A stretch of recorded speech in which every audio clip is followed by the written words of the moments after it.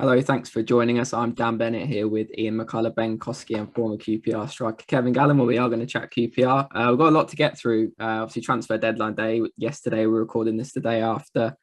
One incoming for QPR. Obviously, Jeff Hendrick coming in on loan through the door until the end of the season on deadline day. But I want to start by talking about a player that didn't come in that QPR were interested in, that were chasing earlier on in the day, which is Jamie Paterson at Swansea. QPR interested in him, wanted to bring him in. Obviously, he wasn't playing for Swansea. He's been sort of training away from the team, and he's been kind of obviously wants to leave. But Rangers, they wouldn't pay the fee for him in the end. The sort of price was too much, and decided not to go for it in the end. Was that the right decision, do you think, Kev? If Swansea were looking for a little bit too much for him, I mean, obviously Chris Willock, with how well he's done, I suppose that kind of lessens the need for QPR to spend big on a player in that position, doesn't it? Well, yeah, because and also with Ilias Chairs now coming back, so Yeah. they obviously the club obviously thought the price that they wanted was too much. I still thought a centre forward would have been more of a priority. Well, I think he can play sort of forward as well, so that would have maybe filled that position as well. Sort of Yeah, he can, forward, but what I've seen of him, he's more. From what I've seen of him, he's more of a plays off the striker, and that's his best position. And to be honest, I don't think it's the end of the world not getting him. I do think we should have maybe got another striker in, even though Lyndon Dykes scored 2 really good goals, and hopefully now Lyndon can go on like he did last season. And when he had that drought last season and he scored, and then he just, everything he shot, every time he had a shot, it was going in, and it was just, his confidence was through the roof. Hopefully this is the case now for the last 3 months of the season, because he scored 2 good goals, and he looked like, he missed a decent chance against Swansea, and you could sort of maybe feel the confidence as he was on the bench, and he probably wanted to start because he's been out injured and he's probably raring to go.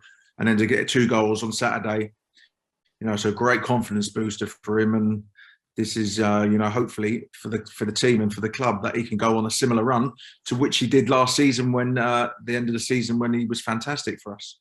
Yeah, and another player of that sort of like build that they were looking at, as well as Patterson, was Tom Lawrence, but that sort of was wrapped up by deadline day. The Derby administrators sort of didn't want to sell him, so they didn't end up bringing in an attacking sort of number 10 player, which we know Mark Warburton was quite keen on looking at. But like I mentioned a minute ago, I'll bring on to the player that QPR did bring in, which I think was a bit of a surprise. I think it caught a lot of people off guard when the news broke quite late on deadline day. Ian knows how late it broke. You stayed up, didn't you, Ian? Right until it was announced. But it's a bit of a weird one, because I mean we've done plenty of videos during the transfer window discussing what we think QPR don't need, and I think we were all kind of in agreement that central midfield area was pretty locked down. There's a lot of options there. Soundfield playing really well at the moment, but yeah, Mark Warburton decided to bring in Jeff Hendrick from Newcastle on loan 6 months to the end of the season. You just caught you a bit off guard, Kev? Were you a bit surprised by this one? What do you think the sort of thinking was behind bringing him in? I was caught off guard. Yeah, you're right. I didn't expect that signing. The thinking behind it, when I sort of gave myself 10 minutes and thought, why?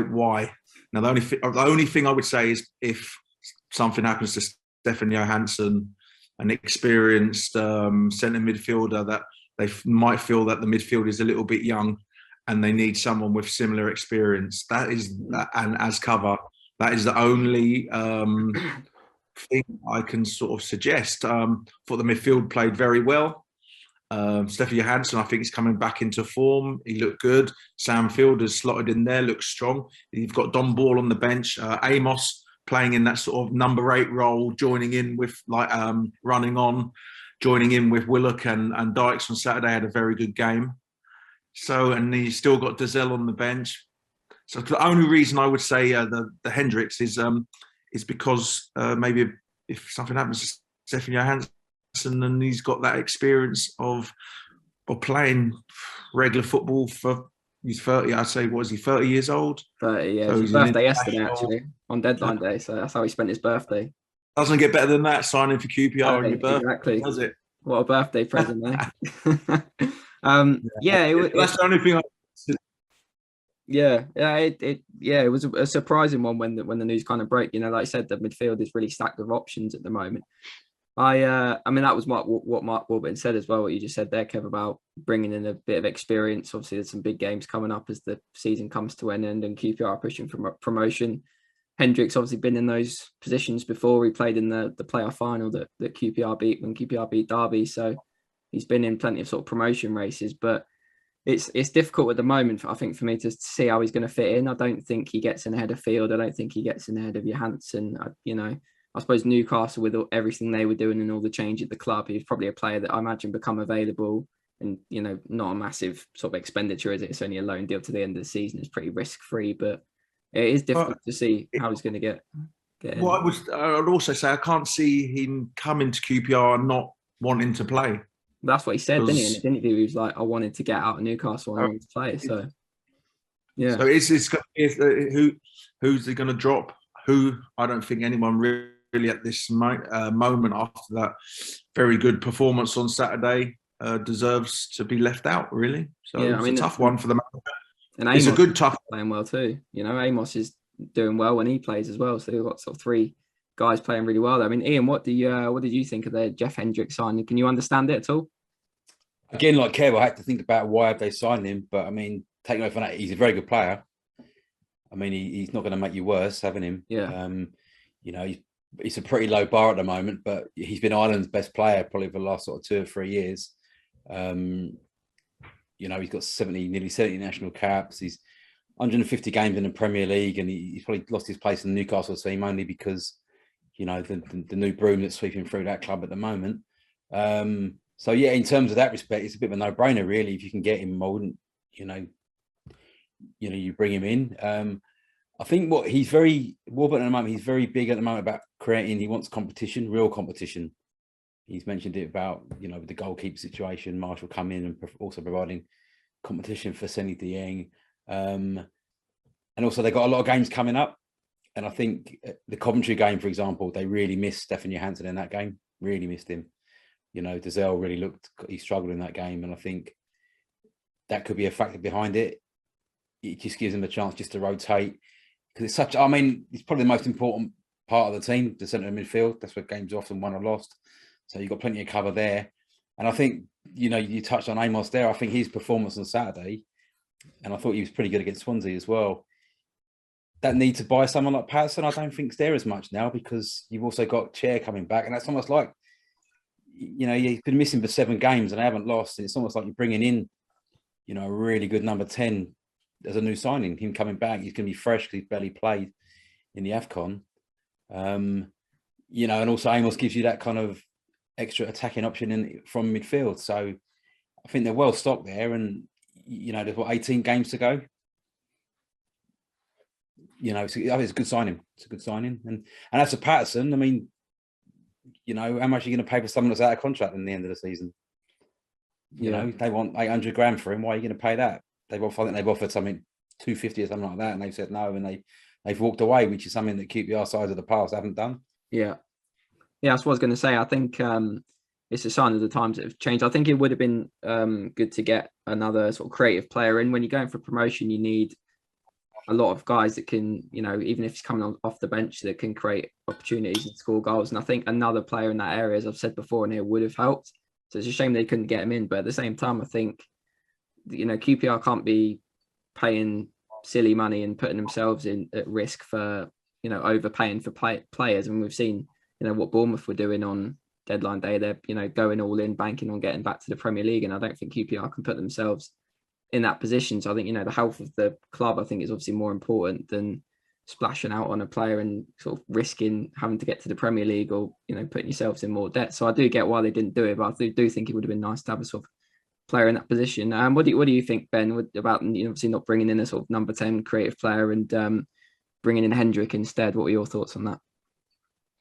I mean, like Kevin and Ian have said, I was a bit taken aback by Jeff Hendrick because he, though as we've said, he's a very good player. He's very experienced. Didn't seem an obvious area where there's something missing. But I think, we've sort of covered the reasons that the extra experience is a big one. I was just delighted they didn't bring Patterson in, to be perfectly honest. I always thought that looked the sort of signing that QPR would have made about 10 years ago without hesitation. And I don't really see what he would have added. So I think that was very that was very pleasing, and they weren't, as we've said, they weren't prepared to kind of go over the odds. I think, as Ian said, he's out of contract in the summer anyway, if you want him that desperately. So overall, it was encouraging. I think the alarming thing really is just how I see for many fans, and not just at QPR, but football fans everywhere, that there's no rational thinking goes into this. It's all about the number count. It's about how many players. It's not about which players, and this is just very dangerous, because I've always said the best clubs, the best run clubs, are the ones that recruit fewer players in January, not more. And if I was a Bournemouth fan right now, I'd be really quite worried. I'd be saying, what on earth is so wrong that you feel you've got to go out and recruit an entire new forward line in one day? That can't be necessary unless you're in real trouble, and they're not. They're on a bad run, but they're not in real trouble. So, I think you've got to look at what QPR have done as sensible overall. They've targeted players in the positions that they needed, and there weren't many positions that they needed them in, and that's encouraging, because that's where the club is at. That's where they've progressed to. David Marshall wouldn't have been on the radar but for the injury to Jordan Archer. I think they've done very well to get him in. And Sanderson clearly is someone who makes sense, because he can fill. I mean, we've talked about, do we need a centre back or a wing back? Sanderson can fill in both of those positions, so I think that makes perfect sense as well. The attitude for me is always the less you've done on deadline day, the better, because that says the club is in a good place. Yeah, I think if they could have got Patterson done on a deal that was not too expensive, that made sense for the club, I do think it was worth doing to have that another creative option. But yeah, you can't blame them for not going all out. I would have to say, Dan, if they'd been looking to do that at the start of January, just after Ilias Chair had gone away, then it might make some sense. But to me, it made no sense at all when, as Kev has said, Chair is on his way back now. So don't tell me you're going to drop Chair or Willett for Patterson. I think he would have been coming in, and with George Thomas, I think maybe he would have taken up some of his minutes that he's been getting recently. But yeah, but as we said, there's other options there. You've got Luke Amos, who did that role, playing further forward against Reading and did it very well. You've got the option of playing two up front. So I don't see that there was a need for it at all. And I think it's good that they have not wasted money on it, essentially. Yeah, well, another position that we've spoken about in recent weeks that we think maybe QPR should have strengthened in, but didn't, was, like you just said there, Ben, that sort of wing-back position. Sanderson might be able to fill in there, but he's obviously known more as a sort of central defender. Kev, you were sort of didn't you said that maybe you thought they should get another wide sort of wing-back option. Were you disappointed not to see that happen? Do you think that's going to have a big an impact on the team going forward, or do you think they can cope with what they've got already?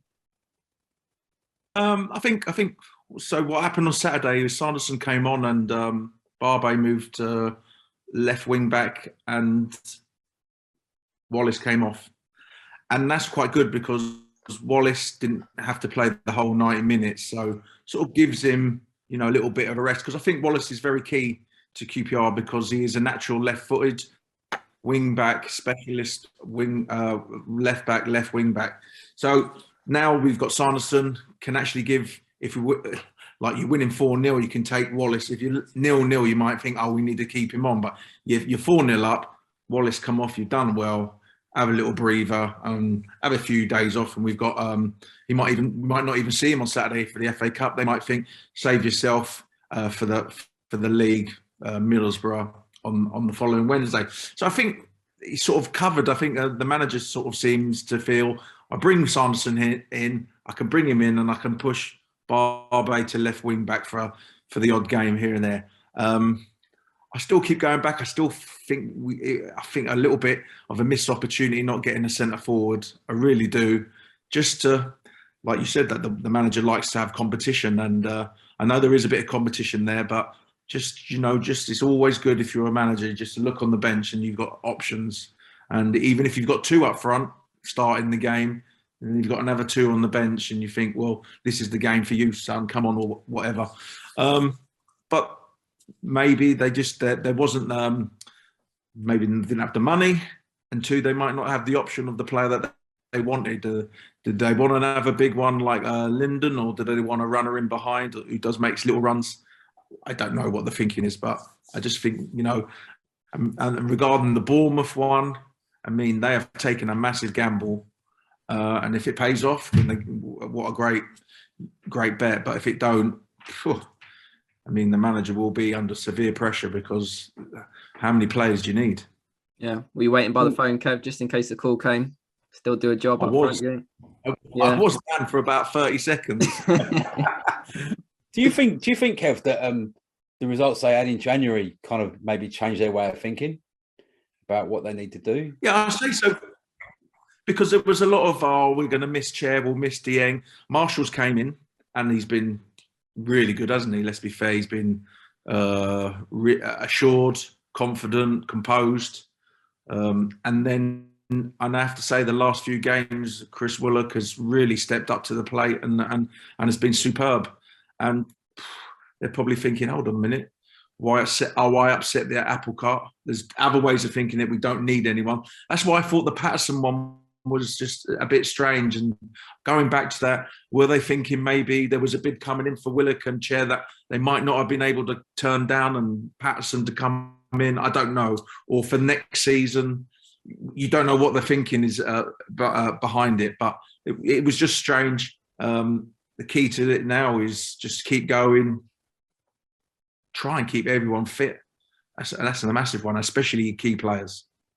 I mean, the defence has been magnificent. You got three big monsters there. I'm looking at, because I sat in the loft, and you sort of look at them, and you got Dickey 6'2", 3, Dunn 6'3", Barbe 6'2", and on that small pitch, it's hard to get round them and win balls in the air. And they're well equipped to head the ball out, and they're covering each other. I mean, they've been superb, the three centre halves, for me.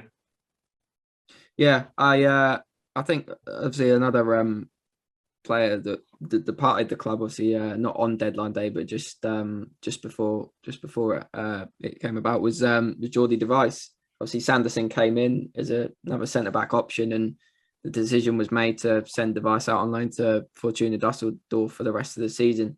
It was, I thought obviously Sanderson would come in and maybe just provide a bit more competition in the centre back area with Devis coming back as well. But it sort of came out that he was going out on loan, and Les Ferdinand said it was a good opportunity for him to get some more game time. Obviously, he's been injured for the whole year. He's had a lot of injury problems in his career. Did you understand this one, Kev? I mean, I'm a little bit gutted that we're not going to see him come back for QPR. He loves a 50-50 challenge, doesn't he? Gets stuck in. He's a good player to watch, lifts the crowd. Obviously, they don't trust his fitness, and they can't rely on him. And that's the only reason why they've brought in Sanderson, and he's gone out on loan, because fitness-wise, he plays a couple of games and then he's out for 2 or 3 months. Which, if you can't look, we're on a promotion battle with other clubs. 3 months to go, and you're thinking, hold on a minute, we need people like Barbe week in, week out, and Dickey. I mean, I don't think has he missed a game this season? Dunn hasn't really missed a game since he got in the team, and you need especially at the back, and you need reliability. And those three not only are reliable on the pitch at the moment, but they're reliable getting on the pitch and being fit, and that's massive. I think Dunn almost sealed his fate, didn't he, in a way? Because he's come in. I mean, Devis was the starter, wasn't it, at the beginning of the season? Dunn came in after he got injured and has been so good recently. I think the managers obviously looked at it and thought, well, we're not going to replace Dunn, so let's get Jordi out and get some games. I kind of understand it from that perspective, but I was a little bit surprised by it. I think I know it's a big if, but if you could get him back in, get him fit, I do think he's a player that can contribute to a promotion campaign. So I was a little bit disappointed to see him go out. What were your thoughts on that, Ben?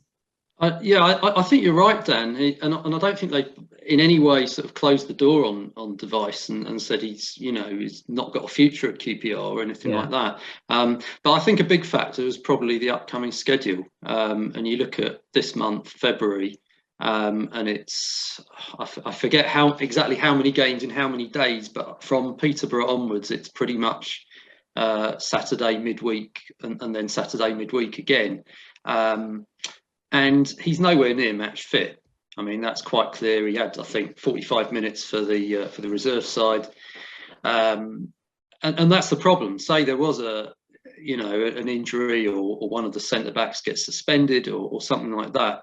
You've got to have someone who can come in straight away and play 90 minutes. And Devis clearly wasn't in that place. So I think in that regard, it does make sense that you've now got an option who has been playing regularly for Birmingham and is ready to come in and play. So I certainly don't feel there's anything sinister in Devis going out on loan. As I say, that's not the impression I get. It's really a case of trying to get some match fitness and not get injured, basically. Because as Kev said, he's really he's been man of glass really since he signed, and we've all seen the skill he's got, the ability he's got, but if you're not going to be able to play for more than a couple of games at a time, then that's not going to be a lot of good. Do you agree with that, Ian? Yeah, I don't think he's had a bad game for QPR, Devis. Yeah. Trouble is, he's only played in 11 of them. That speaks itself. You've been there a year, and he's got this calf problem that keeps coming back. It's as Kev said, you need bodies a minute. They're very blessed at the minute with the three centre backs. The partnership they've created really reinforces the defensive unit. But all it takes is another yellow card, someone's out for a game, a sending off, or a minor tweak or something. Who got to come in, and you bring your Devis in, and he's not match fit, you can lose a game, and that that can have all sorts of connotations on your season in many ways. So I can see why they did it. Sanderson's really good as well. I was out of Birmingham for that game, and I didn't know who he was, but he really stood out in a pretty poor team. And then I found out after that it was his last game. He's going back to Wolves, but he looks a really good player, and I know he's very highly rated at Wolves. They gave him a 4-year contract in the summer. So, again, it's a good signing. Yeah, well, that's all we've got time for this transfer video. Thanks very much for watching. Please comment below what you think about QPR's January transfer business. Let us know what your thoughts are. Leave the video a like and subscribe to this channel, and we'll be back with another video later in the week.